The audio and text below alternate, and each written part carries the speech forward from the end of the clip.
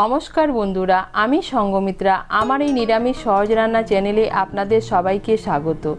আজ আমি রান্না করছি মূলো আর শিম দিয়ে বিউলির ডাল বা কলার ডাল।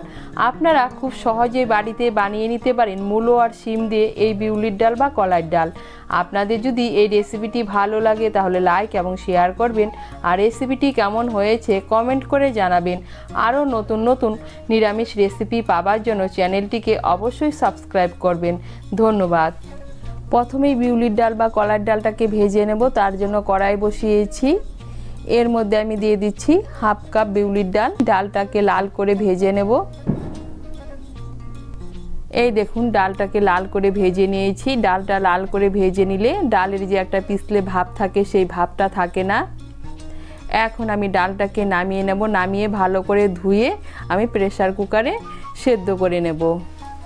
কলার ডাল সেদ্ধ হতে একটু সময় লাগে, তাই 5 থেকে 6টা সিটি দিয়ে ডালটাকে সেদ্ধ করে নেব।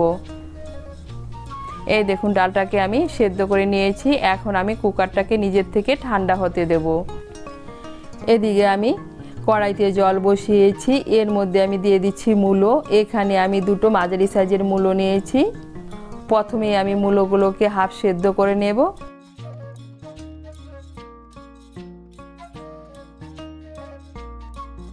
এই দেখুন, মূলোগুলোকে আমি হাফ সেদ্ধ করে নিয়েছি। এখন আমি এর মধ্যে দিয়ে দিচ্ছি শিম। এর মধ্যে আমি দিয়ে দিচ্ছি 5-6টা শিম, আর দিয়ে দিচ্ছি চিড়ে রাখা কাঁচা লঙ্কা।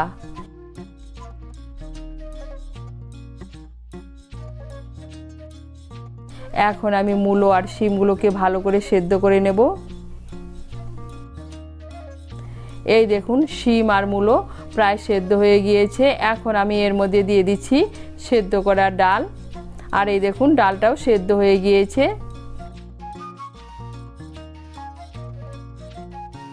ডালটাকে মিশিয়ে নেব। মিশিয়ে নিয়ে ডালটাকে আমি আরও 3-4 মিনিট ভালো করে শিম আর মূলোর সঙ্গে ফুটিয়ে নেব। এই দেখুন, ডালটাকে আমি আরও 3-4 মিনিট ভালো করে শিম আর মূলোর সঙ্গে ফুটিয়ে নিয়েছি। আর মূলো আর শিমগুলো পুরোপুরি সেদ্ধ হয়ে গিয়েছে। এখন আমি ডালটাকে নামিয়ে নেব। নামিয়ে ডালের ফোড়নটা দিয়ে দেব।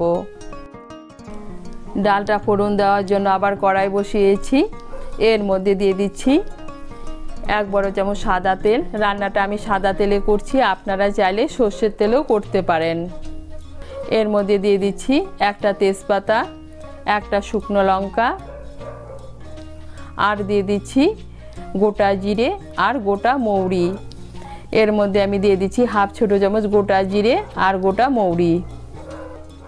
ফোড়নটা দিয়ে একটু নাড়াচাড়া করে নিয়ে এর মধ্যে দিয়ে দিচ্ছি আদা বাটা। এর মধ্যে দিয়ে দিচ্ছি 1 ছোট চামচ আদা বাটা, আর দিয়ে দিচ্ছি 1 বড় চামচ মৌরি বাটা।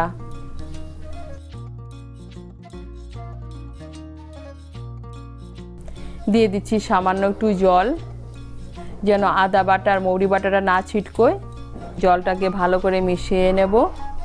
মিশিয়ে নিয়েছি। এখন এর মধ্যে দিয়ে দিচ্ছি হলুদের গুঁড়ো। এর মধ্যে দিয়ে দিচ্ছি হাফ ছোট চামচ হলুদের গুঁড়ো।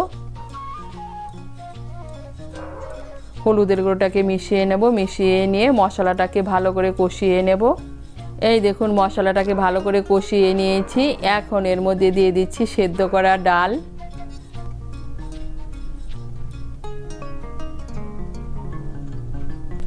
ডালটাকে ভালো করে মিশিয়ে নেব। এখন এর মধ্যে দিয়ে দিচ্ছি ধনেপাতা কুচি, আর দিয়ে দিচ্ছি অল্প নুন। আমি ডালটা সেদ্ধ করার সময় নুন দিয়েছিলাম, তাই এর মধ্যে আর অল্প নুন দিচ্ছি। নুন আর ধনেপাতা কুচিটাকে মিশিয়ে নিয়ে আঁচটাকে বাড়িয়ে ডালটাকে আরও 2-3 মিনিট ফুটিয়ে নেব। এই দেখুন, আঁচটাকে বাড়িয়ে ডালটাকে আরও 2-3 মিনিট ফুটিয়ে নিয়েছি। এই দেখুন, আপনারা এই শীতকালে মূলো আর শিম দিয়ে এভাবে বিউলির ডাল বা কলার ডাল বানিয়ে খেয়ে দেখবেন। খেতে কিন্তু অসাধারণ লাগে। তৈরি হয়ে গেল মূলো আর শিম দিয়ে বিউলির ডাল বা কলার ডাল।